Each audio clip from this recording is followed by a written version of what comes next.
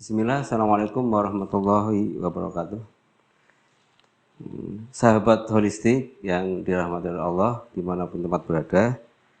Alhamdulillah, insya Allah hari ini ya, sore ini kita bersama Master Holistik Bapak Puji Hartanto AKP ya. Insya Allah dalam pertemuan sekarang ini nanti akan membahas bagaimana tanda-tanda kematian. Dan tentunya ini informasi yang harus dipahami oleh para terapis juga khalayak umum insya Allah. Baik Pak Puji, ini bagaimana tanda-tanda kematian ini yang akan terjadi kepada pesakit ya atau orang yang sakit. Nah, silakan Pak Puji untuk menjelaskan masalah tanda-tanda kematian. Terima kasih. Baik ya, jadi teman-teman kaitannya dengan tanda kematian, sebenarnya kematian itu adalah hal yang menjadi momok ketakutan pada orang yang sakit. Pada kematian itu tidak bisa dimajukan dan tidak bisa dimundurkan karena jadwalnya sudah ada. Jadi malaikat sudah dijadwal ya sudah itu. Nah, cuma ada beberapa tanda-tanda yang bisa kita lihat ataupun kita rasakan walaupun kita tidak tahu matinya kapan. Jadi penting dipahami karena satu, supaya teman-teman terapis ya dikatakan alternatif lah ya, itu kan nggak punya perlindungan hukum yang kuat, payung hukum yang kuat ya. Seperti kedokteran kalau ada orang mati hal yang sangat biasa di rumah sakit ada orang mati. Nah sekarang kalau matinya di tempat praktek, nah itu kan jadi masalah yang besar. Padahal nanti kematian itu akan terlihat kalau sudah terbiasa nangani kasus, biasanya penyakit ini tidak mampu diatasi atau sudah levelnya sudah berat dan sulit untuk sembuh, bahkan orang itu cenderung nanti meninggal dengan penyakitnya, itu biasanya udah bisa ngerasain. Jadi yang dimaksud tanda kematian itu bukan kemudian ciri orang itu mau mati tanggal sekian, jam sekian, bukan begitu. Tapi tanda-tanda yang sering dilihat, yang dijumpai, yang menyebabkan orang itu meninggal kemudian. Kalau ada berapa pengalaman yang mungkin bisa saya sampaikan sebelum saya sampaikan tentang masalah, nanti ada beberapa tanda yang menjadi salah satu ciri yang bisa dipegang tapi tidak menjadi satu kepastian bahwa itu nanti orang itu meninggal atau tidak gitu. Jangan-jangan begitu, oh ini tanda kematian, kita salah, orang ini ternyata hidup sampai sekarang, itu seperti itu. Jadi biasanya ada feeling pada orang-orang yang biasa megang kasus itu, biasanya ada feeling. Contoh ini pertama, saya datang orang yang gagal ginjal itu 2 orang. Dari orang yang pertama membaik, gagal ginjal, kemudian terjadi perbaikan yang signifikan, mukanya jadi bersih dan sebagainya, kemudian tambah cerah dan sebagainya. Akhirnya datanglah 2 temannya. 2 temannya kemudian saya sampaikan, ini bapak, kan seorang perempuan sama bapak-bapak. Yang bapak ini kayaknya mungkin dalam 1 bulan kelihatan sekali prognosanya. Jadi hasilnya itu kelihatan 1 bulan. Betul, begitu 1 bulan HB-nya biasa turun, biasa tambah darah setiap cuci, dia tidak, HB-nya langsung 12. Berarti reaksinya kan cepat ya, perkembangannya cepat sekali.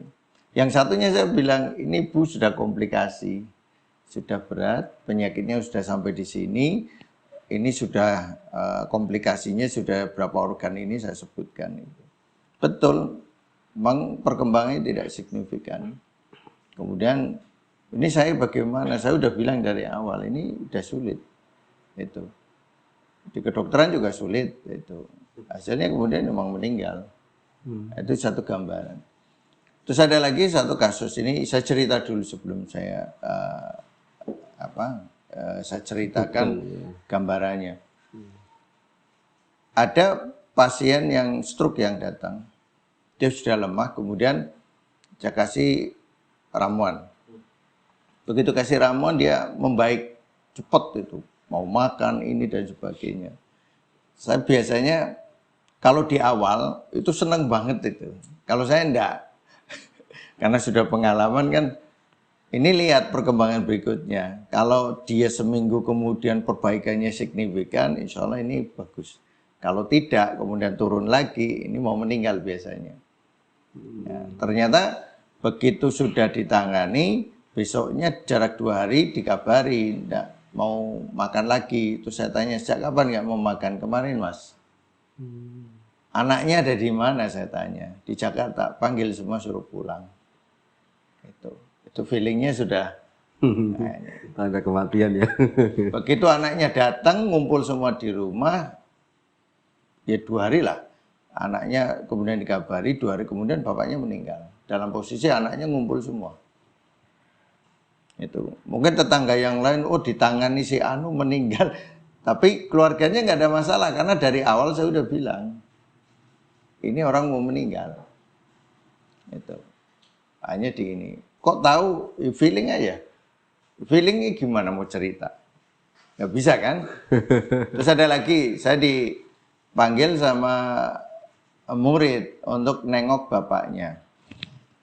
Jadi untuk nengok bapaknya, ini rebutan antara kakak dan beradik ini. Adiknya murid saya menghendaki pakai obat saya, kakaknya ikut multi level tertentu menghendaki obatnya.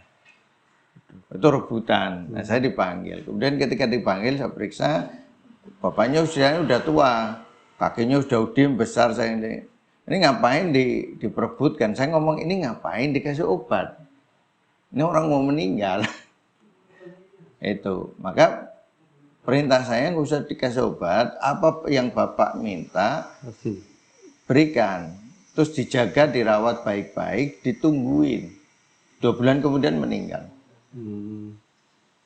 Berarti dalam dunia pengobatan itu tidak mesti harus sembuh. Itu kenapa? Sembuh itu hak prerogatif dari Allah, kita hanya wasilah. Makanya ketika ada kita melihat ini tidak mungkin sembuh, ya kita harus jelas sampaikan. Supaya dia bersikap, kemudian mensikapi sakitnya dan kemungkinan meninggalnya dengan sabar dan ikhlas dengan ketentuan itu. Karena semua itu adalah bagian dari dirinya yang melanggar kepada sunatullah. Allah tidak menzalimi hambanya, kecuali hambanya menzalimi diri sendiri. Berarti sakit itu juga sebagai akibat dari apa yang dia kerjakan. Berarti pola makan, tidak olahraga dan sebagainya juga menyebabkan dia sakit. Kemudian yang berikutnya ada lagi kasus anak itu masih muda, kemudian sakit, diterapi membaik, terus turun lagi, terapi lagi membaik, naik turun kayak gini. Begitu mau meninggal, kita tahu bapaknya juga ngerti. Saya bilang, Pak ini prognosanya jelek ini. Ya mas, saya juga kerasa gitu. Kalau bapak prediksi kapan? Perkiraan. Kayaknya sorean nanti. Ya, perkiraan saya ya sore ini.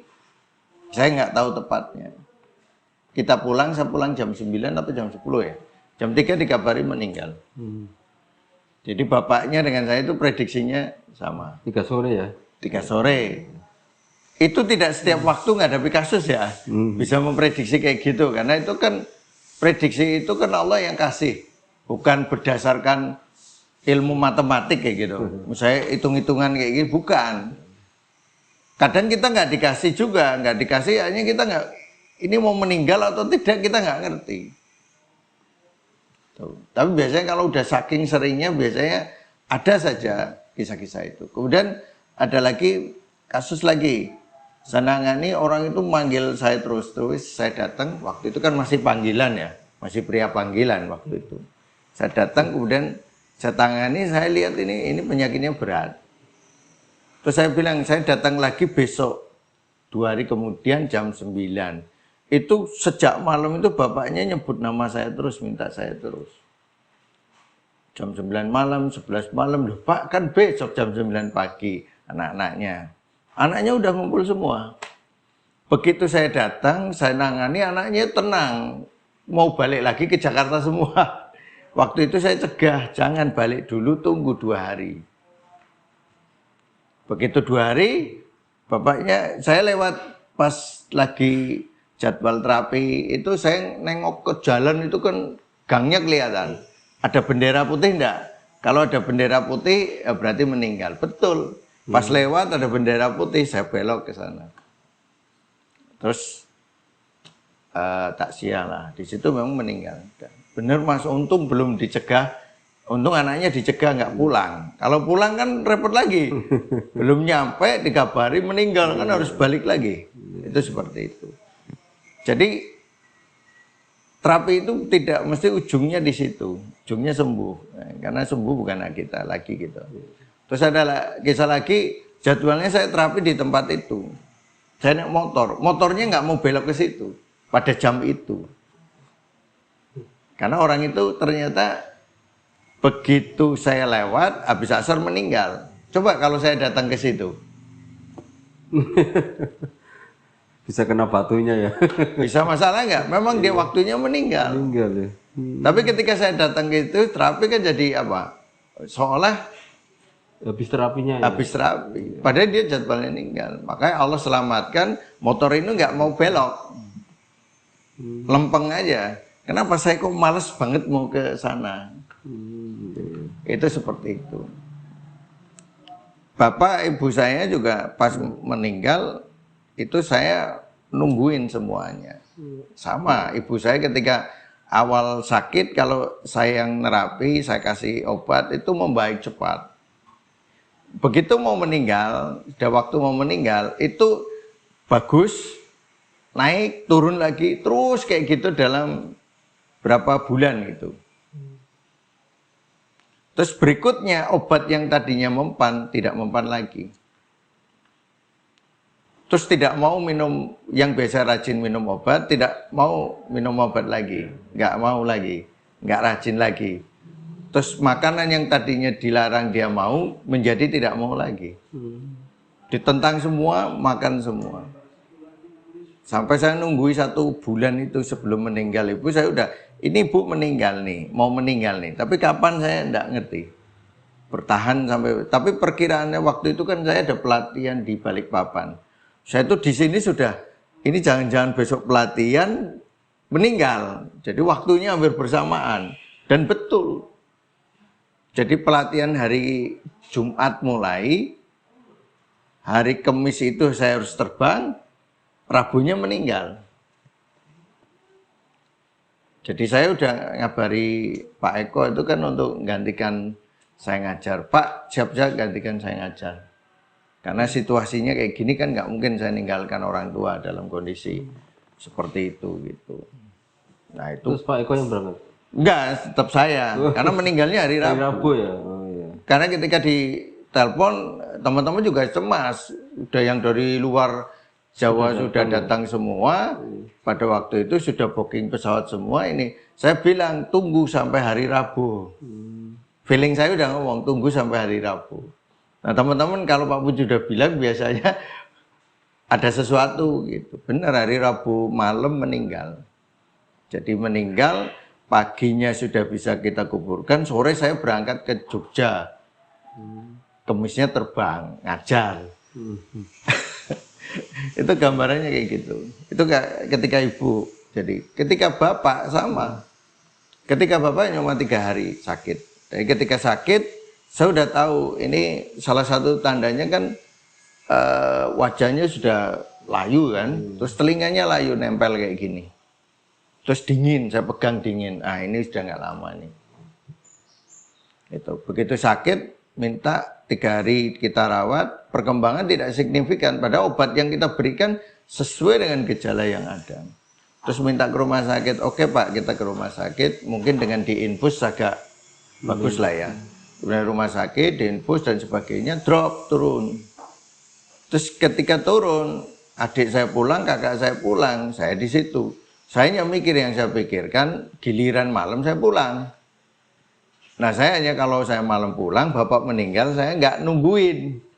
Itu yang berkecamuk. Nah, akhirnya saya berdoa ya, kalau memang, ya Allah kalau memang meninggal, ya meninggal sekarang aja lah. Saya masih di depannya. Gitu. Jadi saya bisa nunggui sampai meninggalnya. Betul, begitu sholat asar selesai, terus udah sholat asar saya tungguin, saya nggak berani sholat di luar, saya di kamar, di depannya beliau, kemudian ketika beliau sudah bilang nggak kuat, terus istighfar, terus kita tuntun kan la ilaha illallah, udah bisa talqin, udah bisa. Nah sudah, terus diem kan saya duduk di bawahnya. Ini saya curiga nih diem. Nah, kemudian saya tungguin itu sampai lesnya hilang itu saya menangis. Dan saya nggak manggil suster. Kalau manggil suster kan nanti dikasih alat-alat kita malah nggak bisa nungguin talqinnya, tidak prosesnya itu enggak ini. Jadi kalau sudah meninggal baru saya panggil. Dan itu kondisi tenang, saya tidak nangis, tidak apa. Nah, nangisnya selesai itu. Selesai, sudah semuanya selesai. Nah, itu gambarannya bahwa ada tanda-tanda yang seperti itu yang bisa kita lihat. Nadinya nadi kematian. Kalau ibu saya nadinya nadi ini, air bah. Jadi ada nadi kayak air mendidih. Itu yang saya kadang dapatkan. Ada nadi seperti tetesan air dari genting. Tek. Jadi kecil aja nadi. Tek. Terus lama tek. Lama tek. Ada nadi yang lemah sekali kayak benang sutra. Itu. Nah, ini bapak saya yang lemah kayak benang sutra itu. Ngecilnya tuk tek tek tek langsung hilang, wes habis itu. Itu gambaran segitu. Ada yang kemudian yang dulu waktu awal saya belajar itu orang itu sudah berbaring 2 bulanan. Itu kanker ini. Kelenjar getah bening sudah dioperasi, di sininya lubang. Uratnya kelihatan. Jadi lubang itu tulang urat itu kelihatan. Begitu dikasih ramuan, waktu itu lagi rame-ramenya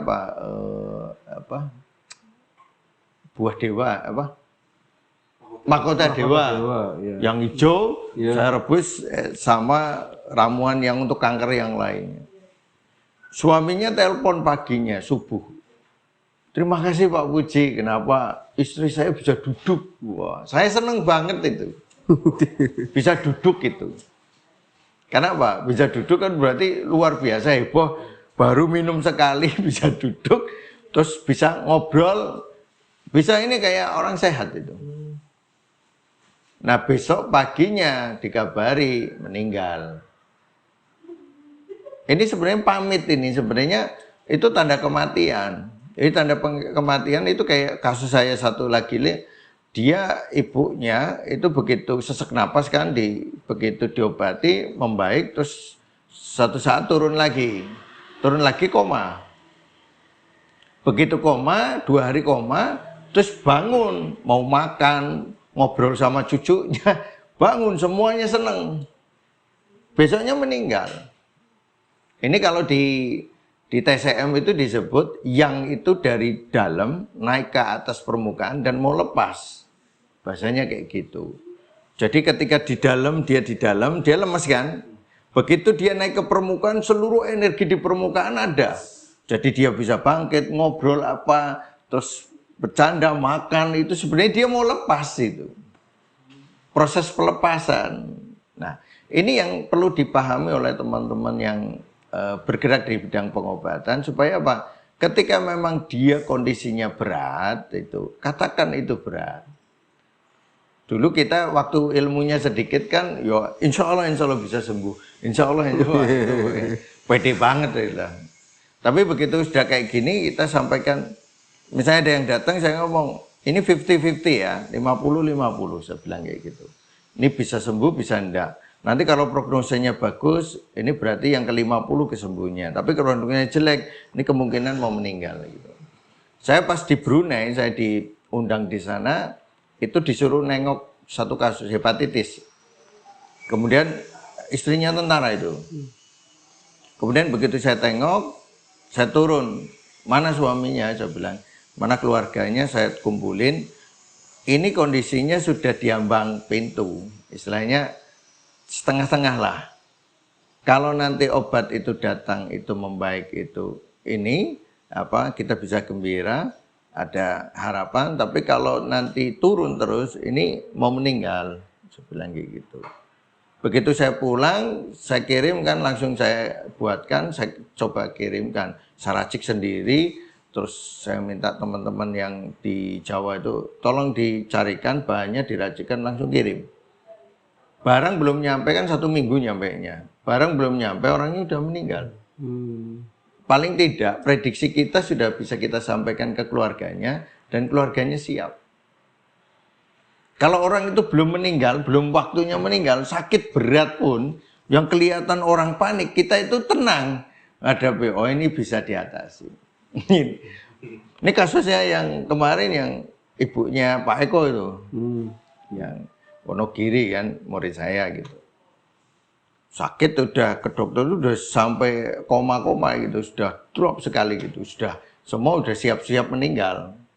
Tapi saya hawanya masih tenang gitu, berarti enggak apa-apa itu, tapi harus melalui itu. Terus saya sampaikan, nanti kalau kamu nggak bisa nerapi, nggak bisa ngobati, saya datang, saya bilang kayak gitu. Betul, mentok, saya baru datang ke Wonogiri. Datang, saya pegang, kemudian obatnya kita benahi sedikit, terus makanan masih tetap. Begitu dipegang, saya pulang udah bisa duduk.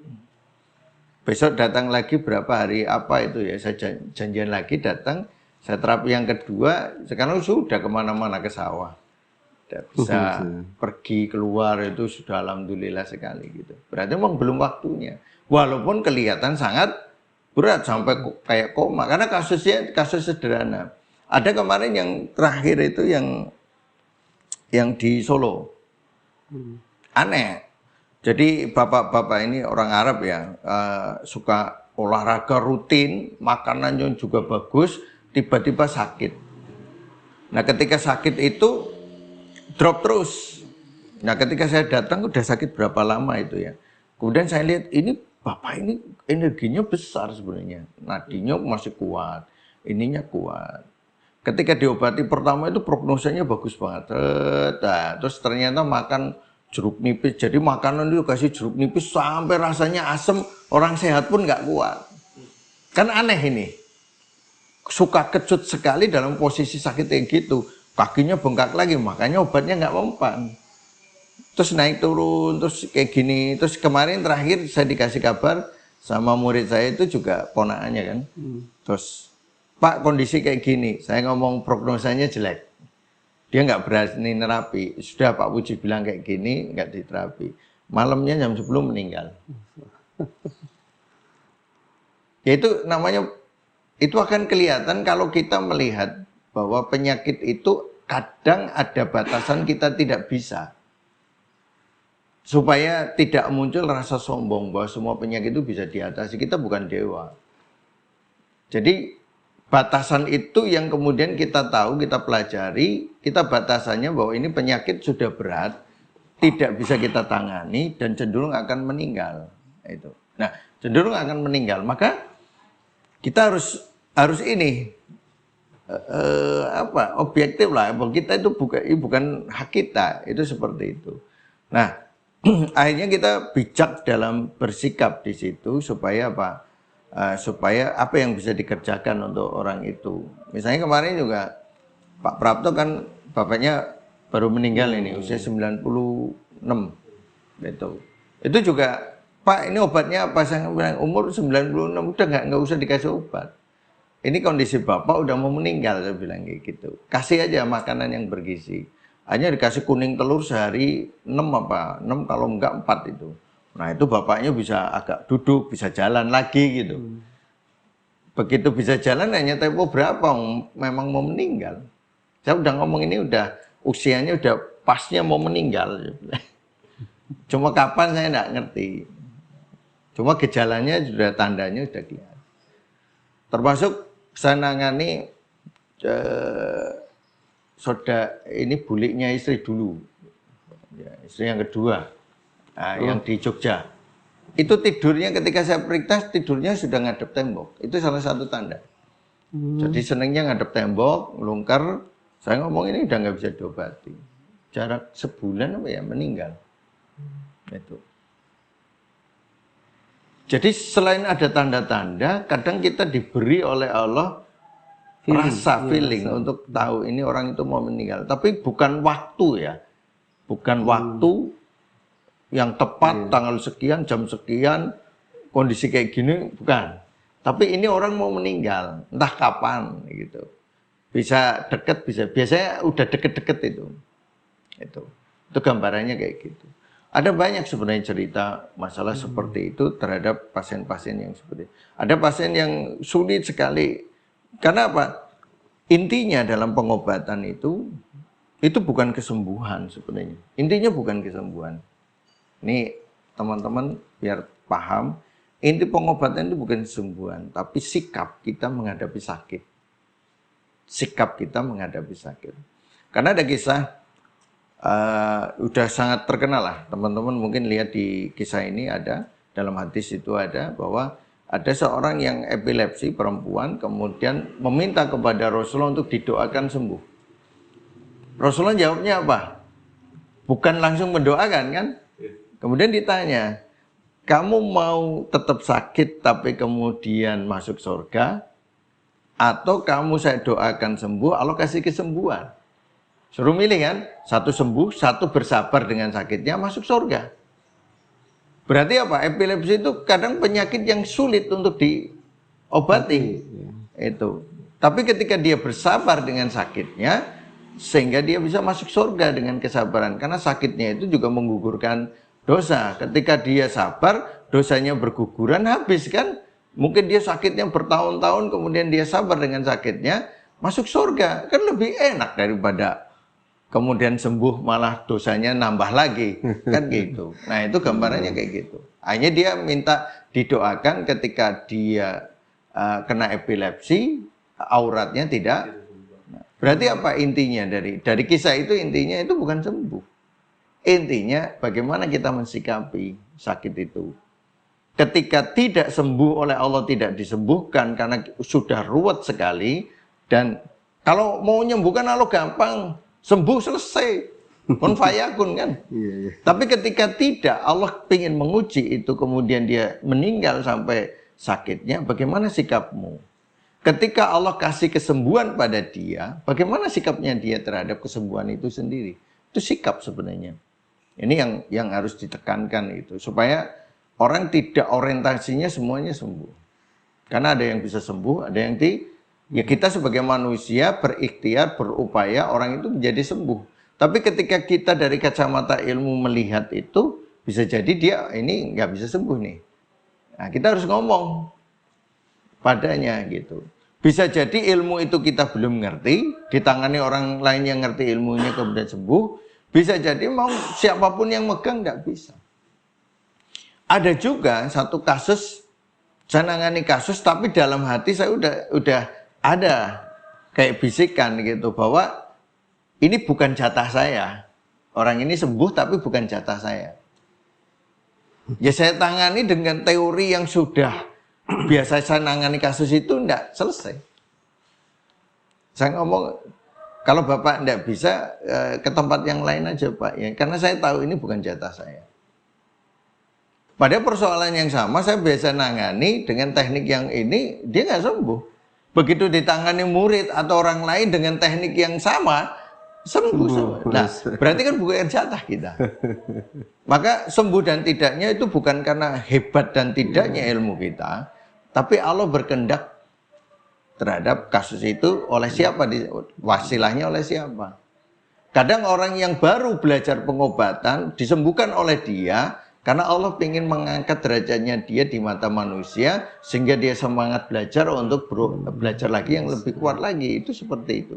Nah ini gambarannya di bab masalah sakit itu. Jadi sakit itu bisa menunjukkan progres kepada kesembuhan, bisa menuju pada progres kematian. Nah terapis itu harus paling tidak mulai mengenal persoalan ini. Dan penyakit itu intinya bukan kesembuhan, walaupun kita berupaya untuk ke sana. Itu seperti itu. Baik, sebelum saya akhiri, ada pertanyaan ini. Dari berbagai kasus tadi, saya hitung itu sekitar ada 12 kasus tadi ya. Nah ini Gimana caranya kok bisa feelingnya Pak Puji itu peka? Apakah ini sebuah alamiah atau ada latihan tertentu yang misalnya fokus terhadap sesuatu atau bagaimana? Mohon penjelasannya ini. Wah, kita Kepekaan ini nih. jadi kepekaan itu muncul ketika kita itu peduli kepada persoalan orang lain. Jadi orang yang peduli dengan sesuatu, misalnya dia peternak lah, dia senang dengan dunia ternaknya itu, maka akan muncul feeling itu Terhadap itu tadi. terhadap ilmu peternakan itu. Ini kalau kayak gini, nanti sapinya kayak gini, kalau kayak gini dan sebagainya. Itu akan muncul. Nah, kalau kita di dunia pengobatan niatnya bukan nyari uang, walaupun uang itu kita butuhkan, uang itu akan datang, tapi niatnya di awal bukan itu. Jadi kita jaga niat, jaga ini full. Tapi kalau kita orientasi kepada uang, itu masalah. Contoh ya, ketika ada ya kita lagi kebutuhan waktu itu jadi tukang pijet panggilan kan, ada kebutuhan. Wah, ini nanti yang datang, yang saya terapi hari ini ada 5 orang. Biasa ngasih 75, 100 zaman dulu. 75, 100 ini. Oh, berarti besok SPP bisa lunas, bisa untuk beli ini, beli saya ini, ngasih istri kayak gini. Itu begitu kita datang, yang ada cuma 1 atau 2 orang, yang lainnya lagi pergi. Karena niatnya ketika hari ini saya berangkat terapi, yang diniatkan apa? Saya akan dapat duit. Karena terapi pijatnya rutin. Tapi ketika hari ini saya datang 5, saya buka buku, kemudian kasusnya apa kemarin? Kasusnya kayak gini. Kemarin di terapi itu ada perkembangan nggak? Saya cari di buku, progresnya apa, bagusnya apa. Jadi orientasi kepada pengobatannya. Mau yang nanti yang bisa ditemui 3 atau 4 terserah gitu. Begitu datang ke sana, nangani 2 misalnya, Pak tetangga saya mau ikut, saudara saya datang mau ikut. Akhirnya jadi yang tadinya 4 menjadi 6, menjadi 7. Itu. Tapi ketika orientasinya uang, yang namanya setan kan suka menggoda. Iya, betul. Begitu kita orientasinya uang, selalu gagal. Disitulah saya yakin bahwa Allah itu menjaga diri kita. Ketika niat kita salah, langsung ditegur langsung. Itu. Makanya kita jaga terus itu. Misalnya kita ngajar ya, orientasinya uang. Ngajar orientasinya uang. Wah, ini kalau ngajar dapat ini. Nanti yang hadir sedikit atau kemudian kita nyampaikannya tidak maksimal. Tapi kalau orientasinya kita ngajar maksimal, mau yang datang berapa, dapat duit berapa, bola. Pokoknya kita ngajar, kita konsentrasi, nanti hasilnya bagus, bahkan nanti dari orang itu akan ngajak orang lain untuk datang. Dan muridnya biasanya pada jadi. Jadi orientasi itu kan niat, ya makanya bab niat itu bab yang penting di Bukhari juga, di bukunya Bukhari juga bab niat itu di bagian pertama. Karena niat itu niat dan menjaga niat, mengkawal niat itu sampai ujung akhir kematian kita itu berat. Nah ini makanya saya teman-teman, kalau kita jualan niatnya dapat duit, ya dapat duit. Tapi kalau niatnya menyelesaikan, kita orientasi menyelesaikan. Duit akan datang bersamaan, tapi niatnya yang berbeda di situ. Nah itu yang menjadikan, ya alhamdulillah sampai hari ini pelatihan kita ya jalan 20 tahun kita ngajar masih dipakai sampai sekarang. Orang konsultasi juga sampai 20 tahun masih gitu. Kita nggak ngejar apa-apa gitu. Yang penting kita belajarnya untuk menyelesaikan persoalan. Karena orang hebat, ini kalimat yang sering saya sampaikan. Orang hebat itu bukan lahir dari universitas yang hebat, bukan lahir dari tempat pelatihan yang megah, bukan. Tapi orang hebat itu lahir dari orang yang sangat peduli kepada persoalan orang lain. Dalam bentuk apapun. Ketika dia montir, dia peduli dengan persoalan permobilan. Nanti kalau mobil ini kasihan orang ini kayak ini, itu akan jadi montir yang hebat. Kalau dia pengajar, dia peduli dengan pendidikan, bagaimana nanti ke depannya dia bisa ngerti kayak gini, jadi orang hebat. Saya harus didik dengan baik itu. Dia peduli, maka dia jadi orang hebat. Pendidik yang hebat itu. Tidak perlu dia dari universitas yang hebat, tidak perlu dari gedung pelatihan yang hebat. Karena dulu saya sering dihina ketika pelatihan bayarnya sekian, pelatihannya lesehan pakai ini whiteboard yang kecil. Lesehan. Saya juga ngalami. Masa pelatihan harga segitu tuh? Kenapa? Yang kita kejar kan bukan tempatnya. Apa yang saya sampaikan itu kamu akan berguna ke depan. Dan ternyata yang murid-murid yang sudah belajar dari model kayak gitu sekarang udah banyak yang jadi terapis yang hebat, pengajar dan sebagainya. Itu lahir dari hal yang sederhana. Sekarang kita sudah punya tempat pelatihan yang seperti dulu mereka ejekan. Itu sekarang kita punya. Tetap yang kita jaga adalah kualitas ngajarnya. Bukan kemudian jadi turun, tapi lebih sempurna lagi. Karena apa? Apa-apa yang kita butuhkan sudah ada. Intinya itu. Jangan merubah niat, jangan kemudian istiqomah aja. Bahasanya kayak gitu. Gitu ya, Mas. Jadi kalau belajar ya bingung, belajarnya dari mana? Muncul begitu aja. Baik sahabat holistik, ini sangat menarik sekali, Masya Allah ya.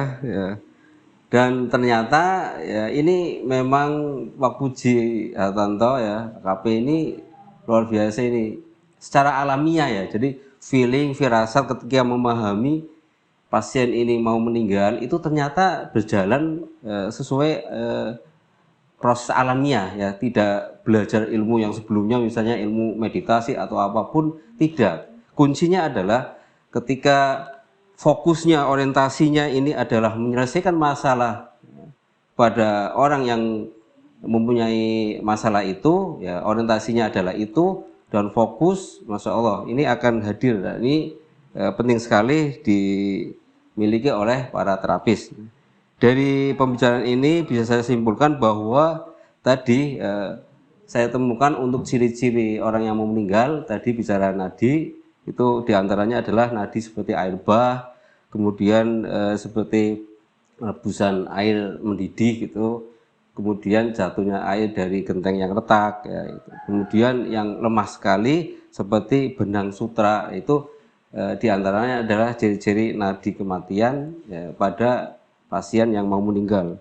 Kemudian ini juga bisa disimpulkan lagi, yaitu ternyata ada sen semu yang dialami oleh orang yang mau meninggal. Ya, jadi orang yang tadinya parah kemudian dia bangkit lagi, ini belum tentu dia mau sembuh, ternyata dia mau meninggal. Ini yang namanya sen semu. Kemudian yang tadinya parah ya memang kalau belum saatnya, ternyata ya seperti ibunya Pak Eko yang beliau langsung ke sana kemudian diterapi dan membaik dan sampai sekarang sudah bisa ke sawah lagi. Ini kan indikasi bahwa tadinya parah belum tentu menuju kematian, ternyata membaik. Kemudian ada yang lainnya ya, kesimpulan yang lainnya, intinya dalam mengobati ini ya bukan kesembuhan ya, karena kesembuhan itu hanya milik Allah, tapi sikap kita dalam menghadapi penyakit tadi. Tadi sudah digambarkan terkait dengan wanita yang terkena epilepsi. Ternyata ketika dia suruh milihnya surga, maka dia bertahan dan bersabar dengan penyakit tersebut. Nah, insya Allah demikian yang bisa disampaikan ya sahabat holistik semuanya. Mudah-mudahan bermanfaat. Assalamualaikum warahmatullahi wabarakatuh. Waalaikumsalam.